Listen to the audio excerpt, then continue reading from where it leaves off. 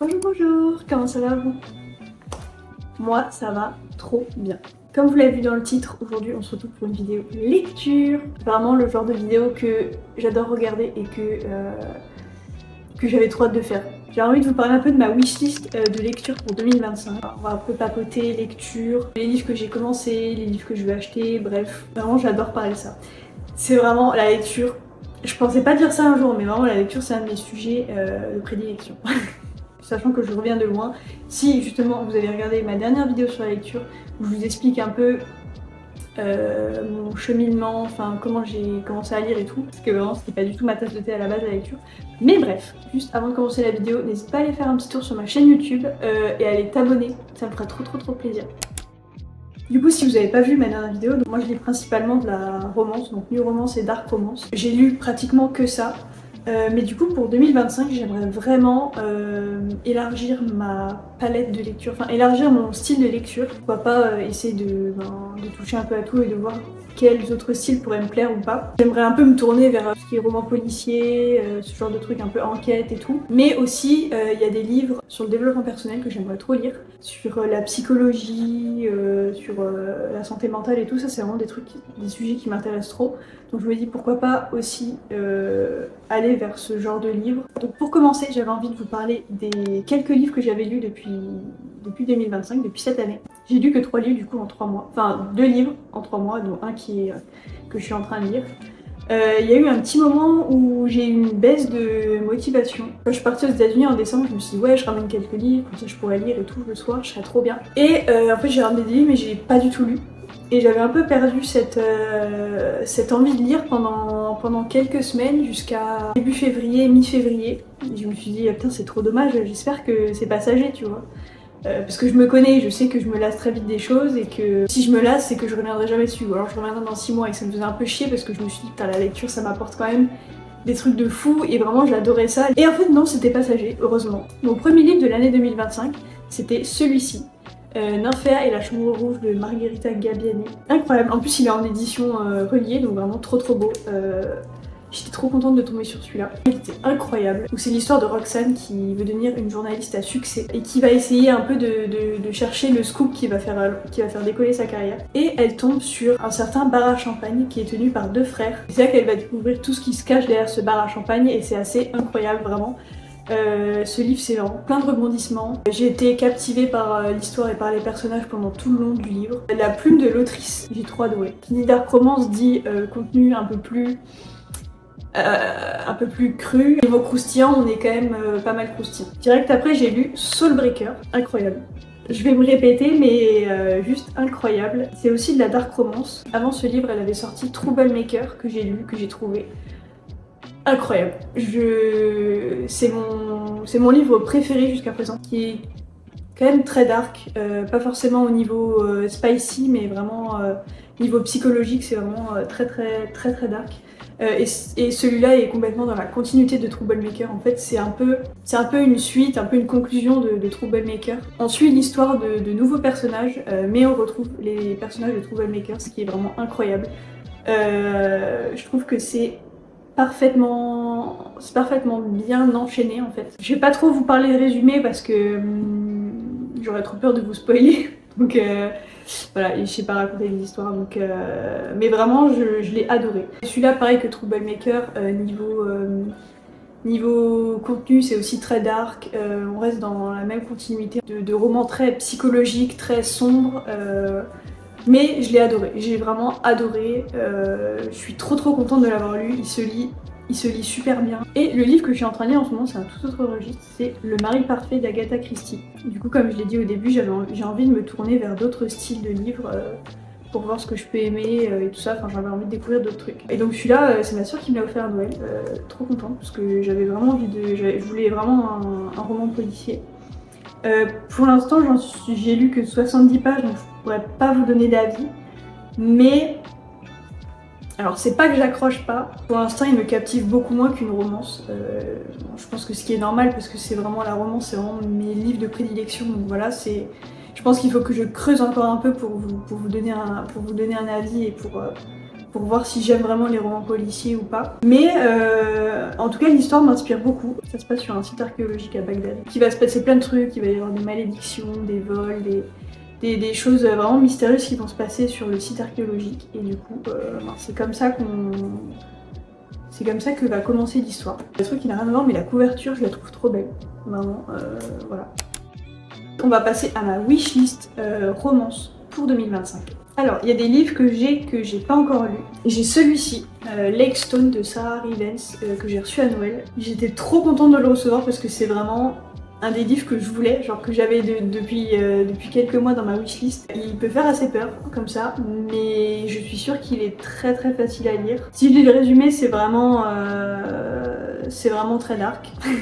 Donc ça va être ma prochaine lecture une fois que j'aurai fini Agatha Christie. J'enchaînerai avec celui-là. Le deuxième que je dois lire, c'est Dark Romance de Penelope Douglas. J'ai très hâte de le lire. Trop contente. Je connais pas du tout cette autrice. Je sais qu'il y a plusieurs tomes, je crois qu'il y en a 4. Donc franchement, si celui-là me plaît, je vais acheter les 3 suivants, ça c'est sûr. Parce que franchement, il m'inspire trop. Passons au livre que j'ai pas. Il y en a un en ce moment qui est assez hype. Enfin, j'avais vu à un moment donné qu'il était, c'était genre numéro 1 des lectures romances et tout. C'est Valentina de Azra Red. Il m'inspire trop. Genre, c'est l'histoire de gangs dans des cartels mexicains. Enfin bref, ça se passe un peu dans ce contexte-là. Je crois qu'il y a 3 tomes.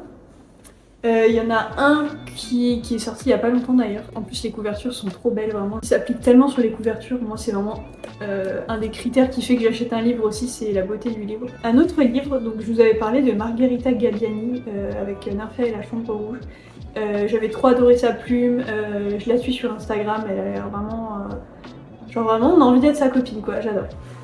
Et du coup, je me suis renseignée sur elle et j'ai vu qu'elle avait sorti quelques autres livres qui m'intéressaient trop, dont Les Dessous de la Chambre Noire, qui est un peu une suite de Nymphea et la Chambre Rouge. En fait, Nymphea et la Chambre Rouge, on parle de Roxane et de l'un des frères qui tient le bar à champagne, et dans Les Dessous de la Chambre Noire, on a l'histoire de l'autre frère avec une autre femme. Trop intéressant, je pense qu'ils vont être hyper complémentaires. Et aussi de Margherita Gabbiani, elle a sorti un livre, je crois il y a pas longtemps, genre il est sorti mi-mars. C'est I Want Your Revenge, il a l'air trop bien. Je suis dans son canal Instagram et elle met des exclus et à chaque fois je suis en mode putain j'ai trop hâte de lire, j'ai trop hâte de l'acheter. Je sais plus exactement de quoi ça parle mais je me souviens que j'étais trop hypée. Donc de toute façon, dans tous les cas je vais le lire parce que cette autrice vraiment elle m'a trop tapé dans l'œil.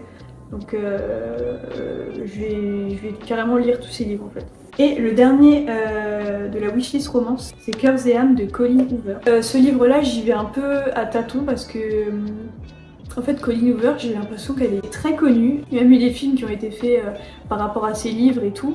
Donc elle a l'air très connue, donc je me dis pourquoi pas lire un de ses livres pour me faire un avis. J'ai trop envie vraiment de découvrir plein de trucs et de me faire mon avis par moi-même et tout, donc je me dis pourquoi pas. Je sais pas lequel de ces livres est le mieux pour commencer, mais ce livre-là, Cœurs et âmes, il m'a plutôt pas mal inspiré, donc pourquoi pas. Ça me rappelle aussi qu'il y avait un autre livre que je devais acheter, c'était le tome 2 de Hadès et Perséphone. Le premier tome, je l'avais bien aimé, mais j'avais beaucoup de mal à me mettre dans l'histoire parce que c'est écrit à la 3e personne et c'est vrai que ça me dérangeait un peu. Moi, j'avais commencé avec des livres qui étaient toujours écrits à la 1re personne, du coup j'étais un peu déboussolée, mais j'ai fini par m'y faire et je l'avais bien aimé. Alors je me dis pourquoi pas acheter le tome 2. En fait j'ai eu un mauvais ressenti quand j'avais lu le premier tome des Loups du Millénaire. Je l'avais trouvé trop bien et tout, j'avais trop accroché, hyper facile à lire pour des gens qui commencent et tout, j'avais trop aimé. Et j'ai acheté le tome de 2 à 5 et j'ai lu le 2, 3, 4. Ben c'était la même chose à chaque fois, genre la même chose que dans le 1. Il y a toujours ce même schéma, mais il y a juste des personnages différents en fait. Et au bout du tome 5, à la moitié du tome 5, j'ai dit vas-y c'est bon j'arrête de lire parce que c'est en train de me dégoûter. Je me dis j'espère que c'est pas comme ça pour tous les autres livres qui ont plusieurs tomes. Donc je me tâte à acheter le tome 2 d'Hadès et Perséphone parce que j'ai peur que ce soit juste un remake du premier mais avec d'autres personnages et enfin je sais pas. Quelque part j'ai quand même envie un peu de savoir la suite, genre peut-être au moins le 2 pour voir, peut-être que j'achèterai pas le 3 ou voilà, mais peut-être juste le 2. Dans la catégorie roman policier, thriller, j'en ai un. Mais qui m'a trop fait de l'œil quand je suis allée à la FNAC. Genre déjà juste la couverture, elle m'a trop donné envie de lire. c'est Au soleil redouté de Michel Bussy. Je trouve qu'il y a certains de ces livres qui ont des couvertures qui sont trop belles. Moi ça me donne trop envie d'acheter. Si ça me plaît, franchement je vais carrément acheter les autres. Après dans la wishlist autres, développement personnel et tout, des fois je fais des petits tours à l'espace culturel Leclerc. Franchement il y a plein de choix. Je fais ma petite wishlist, je prends en photo les trucs et tout, je me les mets dans mes petites notes dans mon téléphone. Et là j'ai trouvé plein de livres trop bien sur le développement personnel, il y avait beaucoup de choix, dont la psychologie pour les nuls. Moi j'adore la psychologie, genre c'est un sujet qui m'intéresse trop, genre j'aime trop comprendre un peu les mécanismes, les pensées, les trucs, enfin j'adore analyser les comportements des gens et tout, enfin c'est un truc que je fais tout le temps, genre des fois avec ma mère on aime trop analyser les comportements, pourquoi il fait ça, qu'est-ce qui les fait qu'il dise ça, machin, comment il s'est senti, est-ce qu'il a manqué d'une figure paternelle quand il était petit, enfin bref, que des trucs comme ça, genre on aime trop analyser, alors qu'on n'est pas du tout psy, hein, mais on aime trop. Du coup, j'aimerais trop en savoir plus sur la psychologie et tout. Ensuite, on a un deuxième livre, c'est Le complexe de la pieuvre, de Séverine Camus. Alors le complexe de la pieuvre, honnêtement, je sais pas vraiment ce que c'est. Mais quand j'ai lu le résumé, genre ça m'a trop parlé. En fait, je me suis trop identifiée. De ce que j'ai compris, c'est un peu les personnes qui aiment toucher à tout, qui ont... Enfin, les personnes multipassionnées. Je sais pas si... Je suis pas sûre de ce que j'avance, ok ? Ne prenez pas tout ça pour de la vérité. Mais de ce que j'ai compris, c'était ça. Et je me suis grave reconnue dans le truc, donc j'ai trop envie de le lire. Autre livre, La solitude est un connard, de Alexia Borg. Déjà, j'adore le titre. Mais moi et la solitude, de base on n'est pas hyper potes. Justement j'avais fait quelques vlogs où j'essayais d'apprendre à aimer la solitude et tout, chose qui est pas du tout facile. La couverture du livre il y a marqué comment déjouer le mal du siècle. Et vraiment elle a trop raison, genre pour moi la solitude c'est vraiment le mal du siècle. Genre c'est des trucs qui sont hyper difficiles à accepter, genre la solitude c'est hyper difficile je trouve. Je suis sûre que je suis pas la seule à le penser. Mais du coup j'aimerais trop juste lire, pas forcément pour trouver des réponses, mais essayer d'avoir l'avis de quelqu'un d'autre pour... Enfin voilà, genre juste pour me cultiver et tout. Et le dernier livre de cette vidéo, c'est Bonjour Anxiété de Marco Coiffard. J'ai trop envie de me cultiver sur le sujet de la santé mentale, sur tous ces sujets-là. Franchement j'ai envie d'essayer de comprendre tous les mécanismes de la psychologie, de l'anxiété, des comportements et tout. Donc vraiment, je pense que ça me fait une bonne base là pour me cultiver. Je pense que j'ai présenté tous les livres que je comptais lire en 2025. Et bien sûr, ce sera pas les seuls parce que une année c'est long. Et si en 3 mois, en 2024, j'ai réussi à lire une quinzaine de livres, je pense qu'en un an, je pourrais en lire beaucoup plus que ce qu'il y a dans ma wishlist. Je pense que je vais commencer. De toute façon, je vais d'abord lire ceux que j'ai, évidemment. Mais le prochain que je vais acheter, ça va être Les Dessous de la Chambre Noire. Vraiment, trop hâte. J'ai trop hâte. Alors j'ai envie de savoir la suite. N'hésite pas à liker cette vidéo, à commenter, à t'abonner et à activer la cloche pour ne louper aucune de mes autres vidéos. Je parle pas que de lecture, je parle de santé mentale, de routine, d'habitude, de prendre soin de soi. Donc si ça t'intéresse, n'hésite pas à venir me voir sur ma chaîne. Voilà, il y a plein de trucs cool.